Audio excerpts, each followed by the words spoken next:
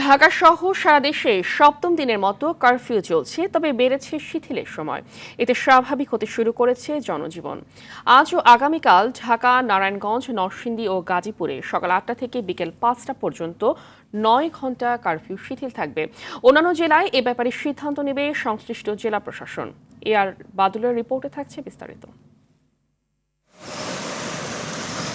সকাল ৮টা থেকে বিকেল ৫টা পর্যন্ত কারফিউ শিথিল থাকলেও নিরাপত্তার চাদরে ঢাকা রাজধানী। জাতীয় সংসদ ভবন ও সচিবালয় সহ বিভিন্ন রাষ্ট্রীয় স্থাপনার নিরাপত্তা দিতে তৎপর রয়েছে পুলিশের পাশাপাশি সেনাবাহিনী ও বিজিবি সদস্যরা। রাজধানী জুড়ে টহল দিতে দেখা যায় সেনাবাহিনীর সাজোয়া যান। বিভিন্ন পয়েন্টে চেকপোস্ট বসিয়ে চলে তল্লাশি।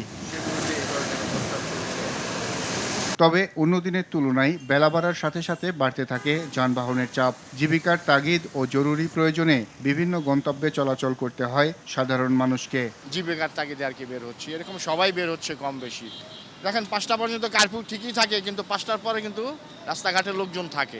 আইন শৃঙ্খলা বাহিনী আছে মোটামুটি, চারিদিকে খুব ভালোই নিরাপত্তা ফিল করতেছে, কিন্তু মানুষের ভিতরে একটা আতঙ্ক, মানুষ বের হচ্ছে না আর কি, মানুষ বাসা দিয়ে বের হচ্ছে না, এই আর কি। কারফিউ দেওয়াটা ঠিক ছিল, না হলে মানুষকে আটকানো যেত না।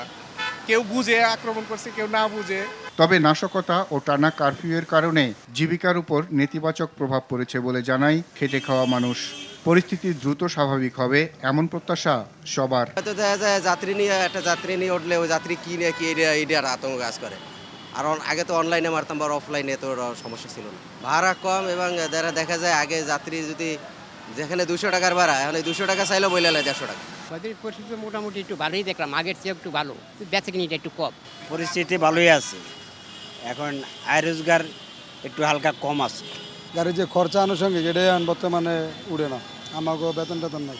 কোটা সংস্কার আন্দোলন ঘিরে তৈরি হওয়া পরিস্থিতি নিয়ন্ত্রণে গত শুক্রবার রাত 12টা থেকে সারা দেশে কারফিউ জারি করে সরকার। আর বাদল, RTV, ঢাকা।